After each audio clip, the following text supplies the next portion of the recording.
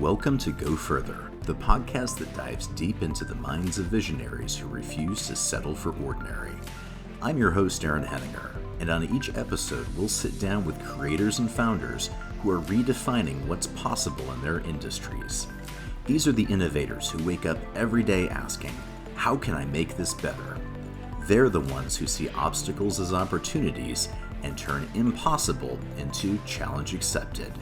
So whether you're an aspiring entrepreneur, a seasoned professional looking for inspiration, or simply curious about what it takes to truly innovate, you're in the right place. Get ready to expand your horizons and challenge your own limits. Let's go further together.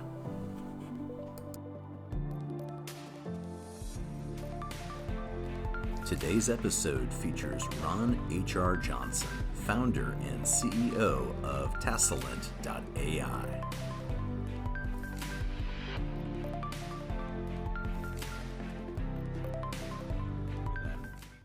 All right, welcome to the show. I have the great pleasure of being joined by Ron Johnson today. Ron is the founder and CEO of an AI startup called Tassalent.ai. Ron, thanks for joining us today.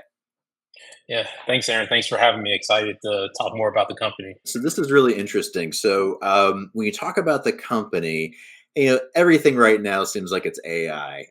You hear that almost as a tag for everything. Dishwashers are advertising they're now using AI to help clean your dishes better. AI is being applied to everything. So you're entering what seems like it could be a crowded space.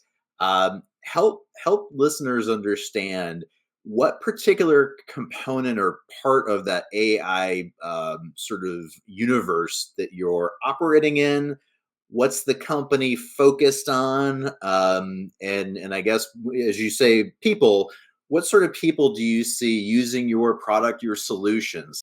Yeah, so where we sit and is really across two different spaces. One, you hear people use the term AI agent, and so that's what we're building at the crux of our platform is an AI agent that's your best friend, strategic advisor. So you look at it from a risk. We have four different verticals that we look at things from. We look at it risk and security. We look at finance, business operations, and advanced technology. And so we look at those four verticals to be able to do what I was saying before was tied into our name, a tacit knowledge transfer.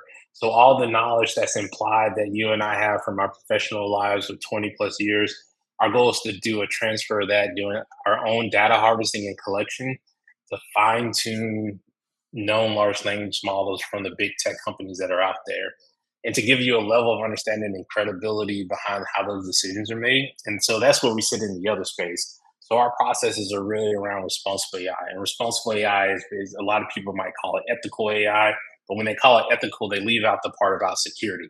Hmm. And so for us, one of the things that you have to, in order for you to do anything ethically when it comes to data, you got to have a good data security and overall cybersecurity program because that's where you have one of the biggest areas of vulnerabilities before that could stop your entire migration or transformation when it comes to wanting to do an AI implementation, or even from the large language models you see out there now that are in industry. If you don't have security around how those decisions are being made, the privacy that goes into the data that's being collected, you don't have a good data governance process, or even if you don't have a good validation process of understanding how the decisions are made, and then checking the quality output on the back end.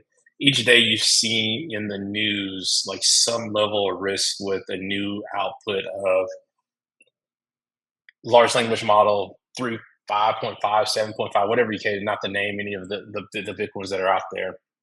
And because the work that goes into them is absolutely amazing. But one of the things people don't understand at all is there's degradation the more you use it. So if you played around with anything, like even for me, like I'm playing around not just with our own tool, but with the ones that are out there for general purpose use, I probably can get to two questions before that is no longer relevant for how I need to use it. Explain that for us, though, Ron, because that almost works at sort of an opposite expectation. I think people would assume. So, like, practice makes perfect. The harder you work at something, the better you get. So you're saying the opposite. The more that something gets used, and the more Yeah. transactions that occur, you're saying that actually falls off. Is that Yeah. accurate? Yeah, because it's falling off based on how it's being trained, right? So it's learning from the inputs that you're providing into it. So that user input or that human in the loop validation that people go to keep that high quality output. So for us, if you think of it as we're all asking, we're in a class and all of us aren't created like we're all not like we're in the general. I use the classroom example, right? There's honors classes and then there's the general class that we're all kind of in, right? Like Aaron's going to be the super A student, and then like there's going to be middle of the road and everyone else, and then there's going to be basically the everyone else that's just kind of getting by. You basically have all those same people trying to train something, and then is learning from all of those inputs. And so what I'm saying in comparison to what we do, we're doing a fine-tuned use case specific, for example, cybersecurity. So our AI agent, one specific use case is for cybersecurity or risk, and then we're doing it by industry from there. So you're getting an expert level of a trained AI agent that is not being you're not asking it questions about how to shave. You're asking it specific questions about cybersecurity in regards to your industry, if it's logistics, manufacturing, fintech. But when you go to the general large language model, if you go to anything that's out there now, it has to do everything. So in order for it to do everything, it's got to weigh through all of the inputs that it has. It's got to weigh on all the knowledge that it's been trained on. And what it's been trained on is the internet. And so that data that it's been trained on is not even truly credible or validated information. So you're saying that basically all these organizations are using these largely widely available platforms. They're basically working with generalists and not Yep. experts, and they're Right. basically what mortgaging their decisions and their their risk and all that to a person who's looking for a recipe at the same time. Exactly. Wow. Yeah. So how much of your background then, Ron, are you leveraging? So you talked about before you're a former intel officer, you're a former executive with the Mhm. FBI, you've worked at large management consultancies. How Mhm. has that informed your approach then to not just building out the AI agent as you describe it, but even like your team? Like you talk about people and team. Yeah. Like how have you built this then to sort of be the I don't know, the exception, not the norm? Right. And so, like, even so, I can I just a twofold to response to that. One would be like how we're building out the actual the product of the company, but then the people of the company. So the way we look at hiring for Tasland AI is really around not yes, we need technical, we need engineers, we need data scientists, we need all of that. But then at the core, I need people that understand critical thinking, right? Even if you don't call it that, but for you to work through a process to solve a problem. So for you to be an independent problem solver or thinker. So we have a list of 7 core values for the company. And the first one is around communication and collaboration. And then it kind of elaborates on that as purposeful communication and collaboration. And that's been my motto through basically, if you ask anyone that worked for me at the FBI, it's like, what did Ron say all the time? He said communication, collaboration. And so, like, the reason we start with that as the first one, right? Because if you are unable to communicate, then there's no, like, even if it's verbal, nonverbal, whatever you want to call it, there's no way for us all to get on the same page. The collaboration piece, and the reason what I call is purposeful collaboration, and then with there we say purposeful collaboration with purposeful empathy. And so one is for me and you, even though we have different backgrounds, is for us to empathize with each other's background to understand where you're coming from. And so from an intelligence standpoint, or like my background that goes into all of that, how we look at that is really around one of the things I put. Like I know you and I talked about this. We have a book that's on responsible AI, and one of the things that I mentioned in there is some techniques that I would train the analysts on, is which is analytical tradecraft techniques, and some of that's things that we all already do, which is red teaming, devil's advocate. Those are some of the basic ones that we do, but there's some other advanced techniques in there that we should apply when we're, especially when we're doing software development, to understand our biases and our differences. But then once you acknowledge those, put those out there, you understand how to overcome them. And so, like for me, I know I have blind spots when it comes to being a developer, right? But I understand I can have a conversation with the developer, but when it gets to writing a bunch of lines of code, I just that's not where I live. My daughter can come and tell me if she jumped in right now. She's like, "You suck at coding," um, That's what kids but are there I, for. yeah, exactly. But I Reminder, can, keep it but I humble. can, right. And so, like, the understanding like my personal weaknesses is part of that too, but then also having people that have different experiences, not all of the same, what I call, like I joke with my daughter, like the copy and paste. Like I don't want to just be a copy and paste, or like I just, you don't want to just be put in a box, because if that was the case, we would just be recreating what's already out there in market, right? We could create another large language model to go off the data set that we could purchase that's built on the internet. And so, like transitioning to that model standpoint, which is really around how we hire people as well, right? We're looking for expertise, but we're looking for those soft skills that you have to have from an interpersonal standpoint, critical thinking, and then problem solving. Like, are you going to solve the problem? One of the other seven models we have is like basically don't wait for someone else to come tell you. If you identify a problem, solve it. Like, don't wait for someone else to tell you to do it. And so for us, we're building that into actually how we build that foundation of credibility into our fine tuning of those large language models. So you were mentioning like my background from the FBI and all of those.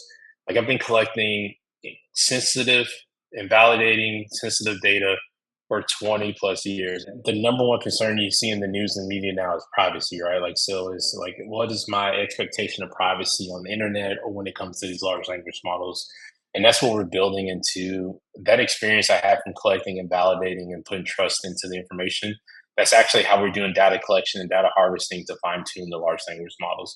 So we have what basically a data collection or research collection plan that we're enacting, and we're doing a grassroots approach, right? So we're going to the subject matter experts like you and other individuals in their field, including academia, and pulling in that data and coming up with the way for us to, whatever that looks like, for us to collect that, whether it's through a compensation model or if it's open source out there, but going to those authors of that information to provide a level of validity into like how we ingest the data.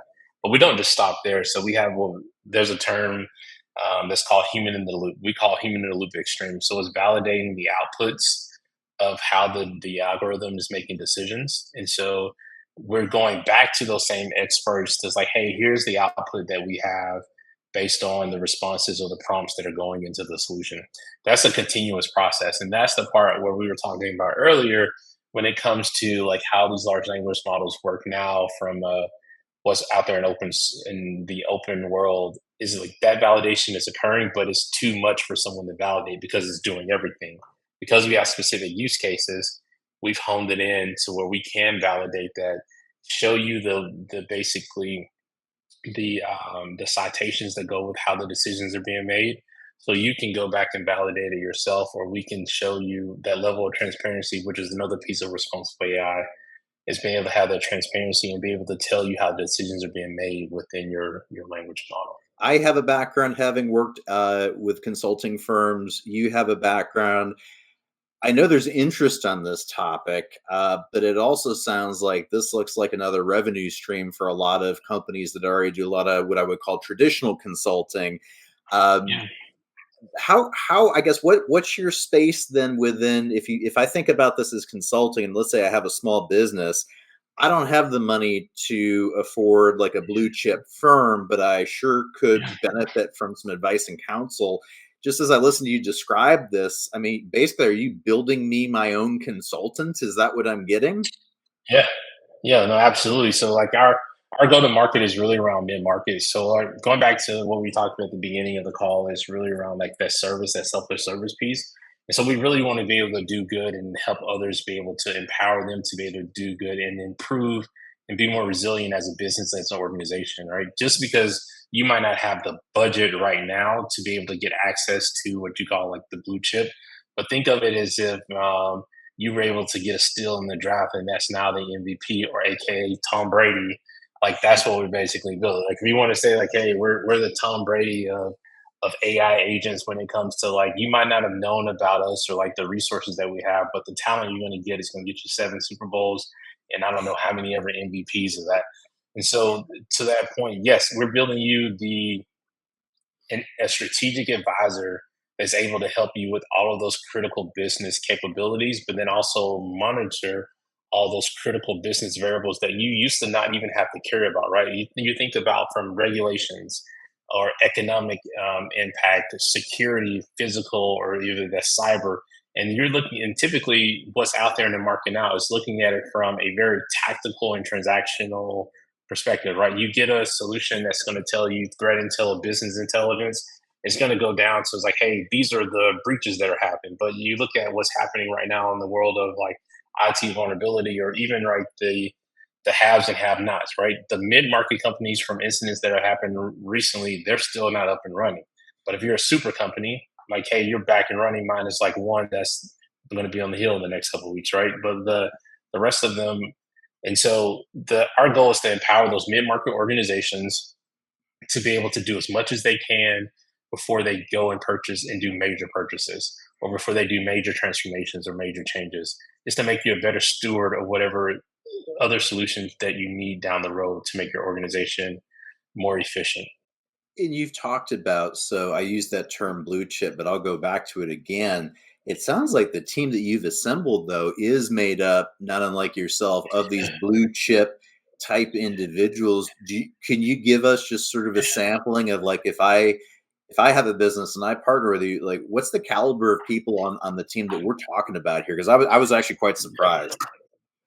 Yeah, so like that, I mean, I would say it's a team of geniuses. It's basically it's like the was it the '92 Dream Team or the 1990s Dream Team? Like I think we're all trying to fight to see who's going to be Jordan, but at the same time, right? We have a team of people that are, I literally call them geniuses. So the CTO was from Brown. He has experience with Simmons, EY, all these big Fortune 50, Fortune 500 companies, but then also the education pedigree to go with that.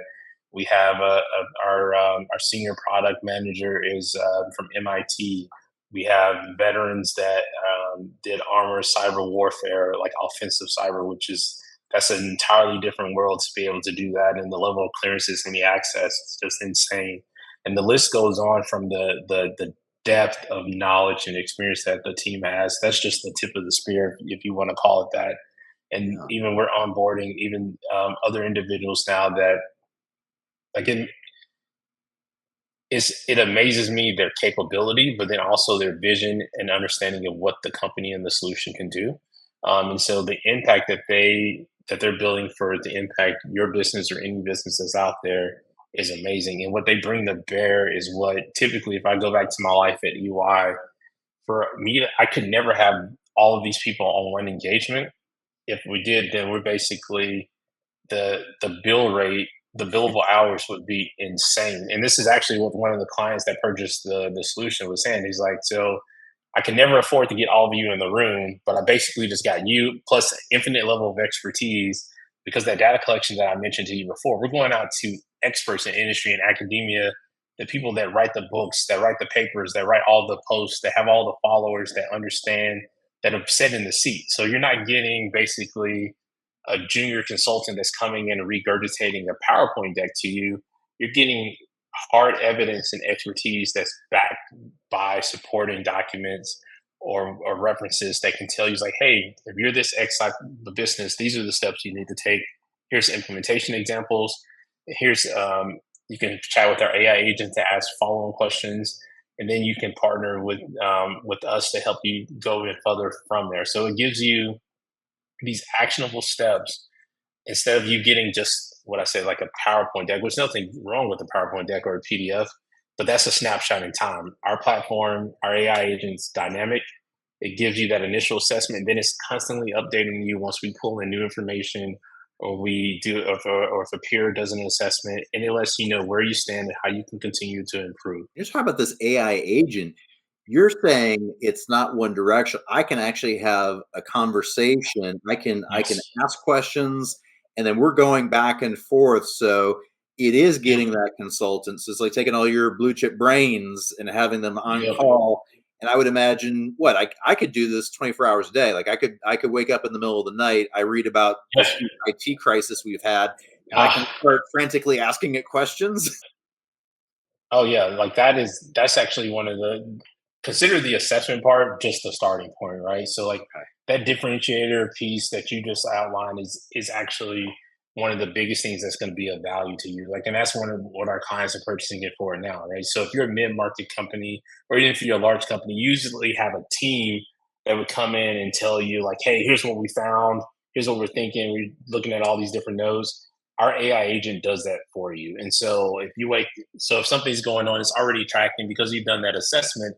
We understand at the strategic level what your environment, like what tech stack you have, and then we're able to monitor if there's something out there and there's an incident that happens like an IT crisis.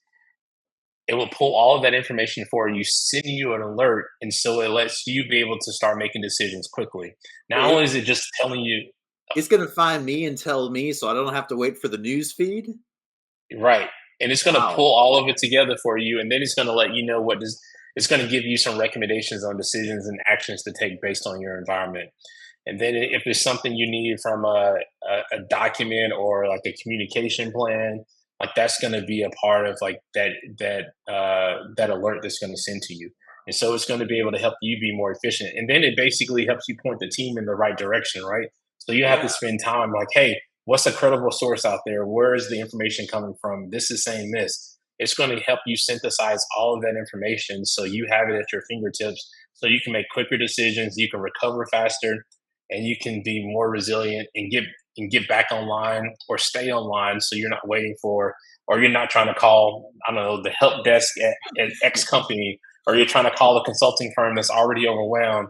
And if you're not like one of their top 10 or 30 clients, then you might be at the bottom of the list. And so you're going to get the same consistent level of expertise that is if you were going to be talking to that A team every single time. First off, I imagine there's a lot of companies, individuals and companies right now listening to this going, give me the phone number, give me the email address already. Wish they would Yeah. have known about you, maybe 1 or 2 weeks ago. Yeah. So I kind of want to play back a few things to you and then use that to maybe springboard into another area of discussion. So I've got something in this company at Tessalent where I'm able to create my own knowledge bank. It's grade A, expertise based. I've got a team behind it. I can have conversations. It's always on when I need it. But then, as you and I were talking about, all this sounds great, great, great. But what's the cost, or how crazy is this? This is where you all are disruptive, where this would Yeah. be exponentially, infinitely, almost like unobtainium for most people. You're actually doing this at a scale and at a price point that it sounds like is going to scare a lot of big companies that want to try to Yeah. operate in this space. Can you talk a little bit about your model? And you don't have to get Yeah. into specifics, but just help people understand like how big of a difference this really is. Yeah. So I'll just give you an average number, right? Like a couple averages. One, so back on my previous life, it would, on average, you would be paying 100 to 400K just for someone to come do an assessment, and then all they're going to give you is a snapshot in time. Um, we can do it at a quarter, like quarter of a quarter, right? At a fraction of a fraction of the price, and we're saying on average 50% cost savings just for the cost of the solution, and then we're saying 75% time savings when it comes to how long it takes. You look at traditional type of assessments. If someone comes and tells you they're going to do an assessment of your company in 2 weeks, you're like, what? Like, what are you going to get access to? You might not even get on my calendar for 2 weeks. And so, like, we're saying you can do this assessment with a project manager in 2 to 4 weeks, and it's going to give you a detailed level of questions and responses. And right now, our 2.0 version, you'll be able to do exactly what you're doing right now, Aaron, is to be able to talk directly to the AI agent, and we'll prompt you based on the 100+ frameworks and regulations that we're adding into the algorithm to help you select which one's best for your company. But then also we're doing the crosswalk on the back end.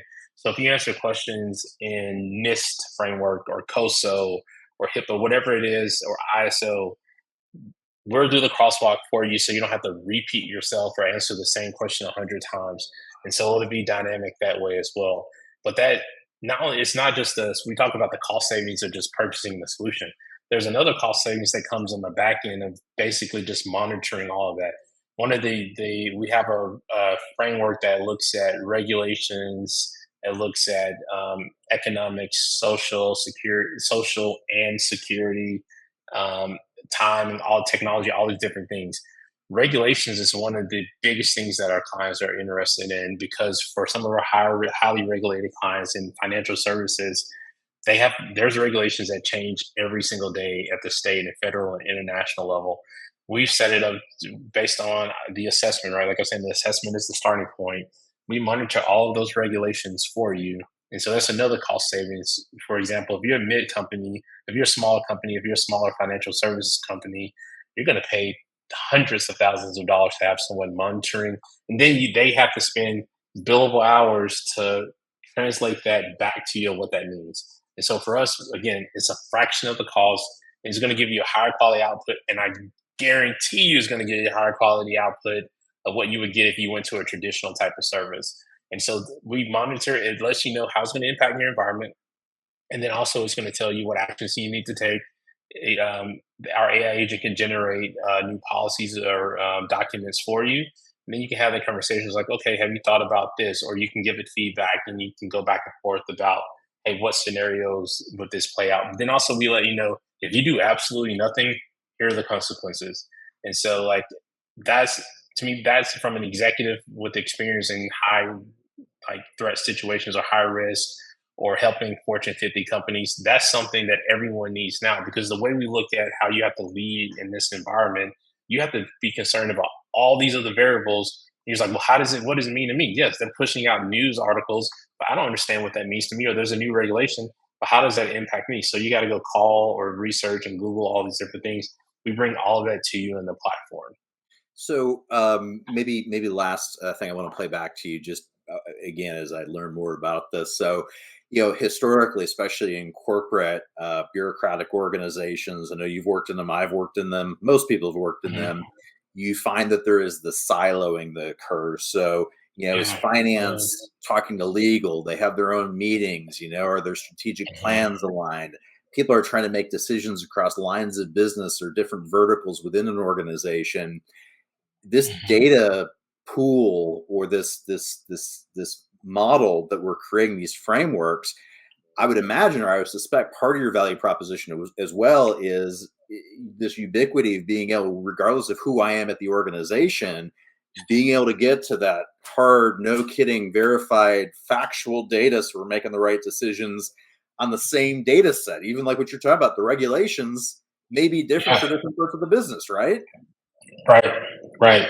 And so, like to your point, one of the other there's a twofold like solution that we have for that. One is being when you log into the platform, you can pick your role within the organization, right? So you can go through those assessments as the CFO or the chief compliance officer or the chief risk officer or the IT director, you name it.